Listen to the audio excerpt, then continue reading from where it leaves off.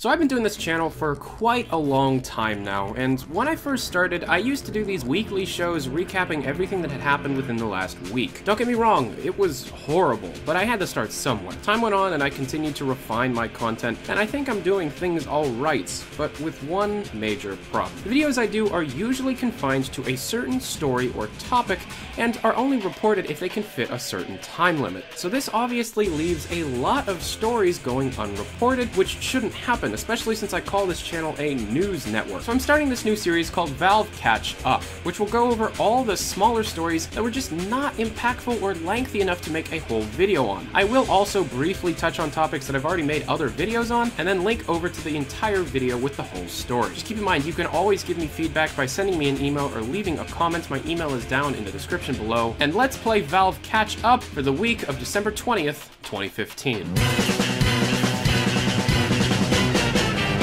First, there were quite a few updates for Counter-Strike Global Offensive starting way before this week has even started, and with it brought quite a few changes, most importantly the new R8 revolver, which for some reason could one-shot kill a fully armored opponent even in the chest. On top of that, it could also shoot during freeze time and while disarming the bomb. Long story short, the thing was very broken, and many were mad at Valve for possibly not even playtesting this update during its development at all. So in response, the first balance patch was released on December 10th, 2015, which was summarized in the blog post titled Damage Control. Now yes, this update did nerf the R8 by reducing the damage and increasing the firing time, however the community was still unhappy for the stupid move that Valve made. In the process of nerfing the R8, attention quickly switched away from the revolver and over to the rifle, because Valve had briefly mentioned at the end of the first blog post that they had rebalanced pistols and rifles, which really meant that Valve was actually trying to stop players from spraying,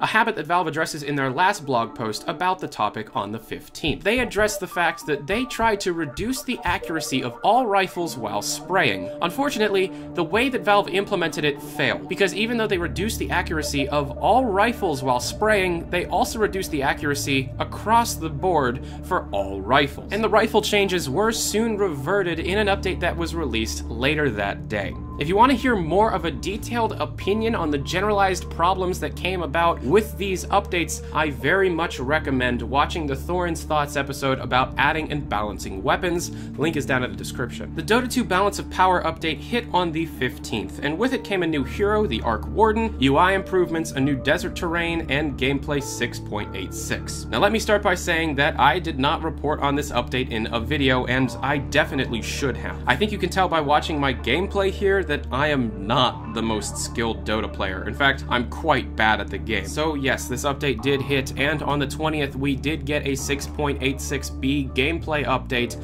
but I have not reported on these. To try and avoid saying something incredibly wrong about Dota 2, I'm just going to make a request. If you are a skilled Dota 2 player, and by that I mean a very good Dota 2 player, feel free to email me and maybe you can give me some pointers on how to improve my game and help me more quickly learn the ins and outs of this very exciting game. If all goes well, I promise to have as many videos as I can on the next major patch, and I appreciate any help that I can get, and I'm sorry for not reporting on Dota 2 as much as I possibly should. Of course, Team Fortress 2's new update went live on the 17th, and I've already reported a lot on this new update. You can watch my full overview videos, which are in the description. Now, the more interesting thing about Tough Break is the massive amount of strings added within this update that hint towards future Team Fortress 2 features, items, and matchmaking. So stay tuned to my channel as I will have a full overview of all the hidden strings and details that have come out within this update, and if you want to hear any more about the Team Fortress 2 Tough Break update, I recommend watching my videos. Links are down in the description.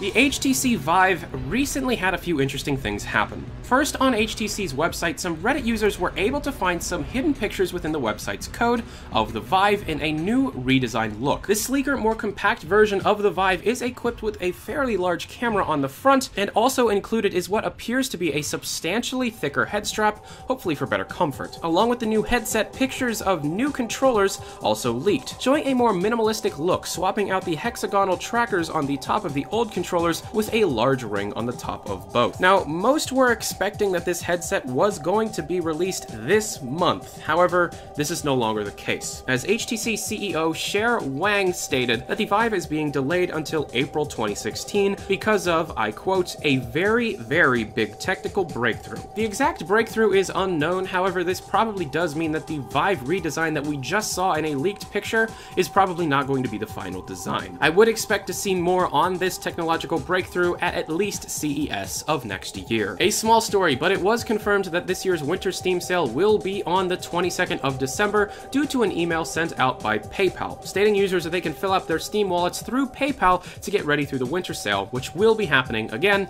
on the 22nd of December. In less exciting news, Valve is being sued by UFCQ, a French consumer organization, over the fact that the Steam agreement contains clauses that they consider illegal and abusive. They think that 1. Steam's agreement which forbids the sale of user games, even though the sale of digital goods is legal. 2. Valve declining responsibility to hacked users' profiles and personal information. 3. Valve claiming ownership over all user-submitted content. 4. Valve not allowing users to get Steam wallet money back if an account is closed, banned, or deleted. And 5. Valve applies Luxembourg's consumer law regardless of the user's country, is illegal and abusive to the consumer. Lastly, Valve has recently begun shifting the Counter-Strike Global Offensive rank skill group boundaries in order to compensate for an increase in players and a substantial upward drift in skill group distribution. This is all according to Valve employee Brian Lev_Valve on Reddit. Many players should notice a change in their skill group as the skill boundaries are now centered on Gold Nova 4 in the middle of the skill group boundaries bell curve. Now, in case you don't know what any of this means, you should not have to worry. This will not affect the quality of any competitive matches. All this will happen is just change what rank you are, but everybody else is also having their ranks changed. So you might lose a couple ranks that you worked hard for, however, you're still in the same group of skill, meaning that the skill boundaries have just been changed. The same skill group that you're in is the same skill level, you just have to work up to a now higher skill level that other players can obtain and already have. This makes the game more balanced for high-skilled players, and this is a good change. But speaking of Counter-Strike Global Offensive, if you want to try and press your luck and win some cool Counter-Strike skins, our sponsor today is CSGOBig.com, where they are actually doing a factory new Dragon Lore op giveaway. Link to the giveaway is down in the description, and all you have to do is visit the page and join their Steam group, and you can be entered in to win this new factory new Dragon Lore op. If you want to try and win any other skins, the website is open for jackpots, raffles, coin flips, and is a very nice website. Must be 18 years or older to be able to use the site. But anyways, thanks for watching, guys. If you like this type of video, feel free to tell me if you didn't like it and you'd like to see some things change. Also, feel free to tell me. My email is down in the description below, and if I missed any stories, feel free to tell me in the comment section below. And thank you very much for watching. If you want to support these, I am running a Patreon campaign. Link to that is also in the description. Thank you very much for watching. I'm Tyler McVicker. This is Valve News Network. Have a good day. Adios.